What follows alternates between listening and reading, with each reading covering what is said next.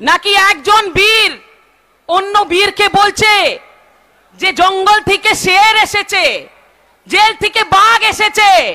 আরে দুটো বাঘ তো একই ধরনের। এই ববি তো কিছুদিন আগে জেলে ছিল, সেই জন্য এখন অনুব্রত এসেছে। মদনও তো কিছুদিন আগে জেলেই ছিল। আর সব থেকে আগে এই বড় মুখপাত্র যে বেশি কথা বলে, ওকে তো আমরা দেখেছি যে রাস্তায় বলতো মমতা চোর, মমতা চোর, মমতা চোর। এখন বলে মমতা দিদি সবকিছুই, মমতা দুর্গা, মমতা দেবী। আপনারা বুঝতেই পারছেন আর সময় বেশি দূর নেই।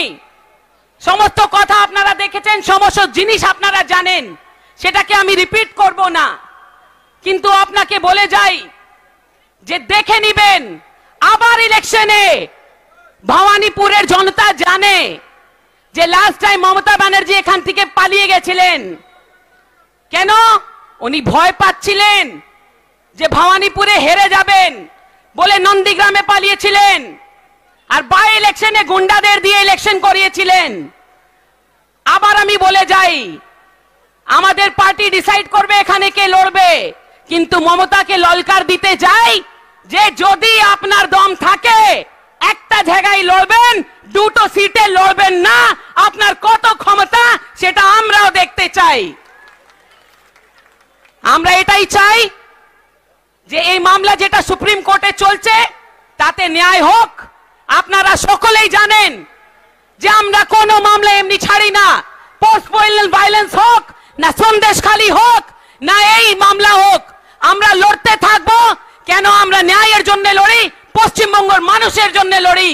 আমরা লাল সালাম বলে রাতে গিয়ে মমতার এখানে দালালি করি না। সেই জন্য ভারত মাতা কি, ভারত মাতা কি।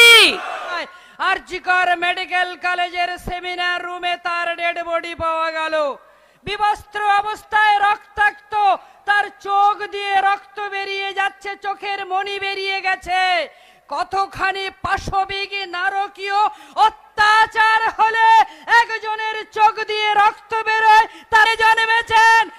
পৃথিবীর ইতিহাসে, পৃথিবীর ইতিহাসে ওই একটাই পিস ভগবান পাঠিয়েছিল ইনাকে। এত মিথ্যাবাদী মহিলা আর দ্বিতীয় মহিলা নেই পৃথিবীতে, একজন আপনি খুঁজে পাবেন না।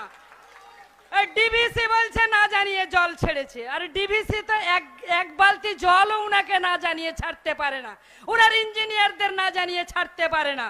আর কালকে বীরভূমে গিয়ে কি বলেছে? ডাহা মিথ্যে কথা। এত মিথ্যে কথা বলেন। মিথ্যে কথা তৈরির কারখানা হচ্ছে উনার মুখটা। উনি তো শিল্প কারখানা তৈরি করতে পারেননি, উনার মুখটা হচ্ছে মিথ্যে কথা তৈরির এখানে কারখানা। আমি আমার বক্তব্যকে দীর্ঘায়িত করব না।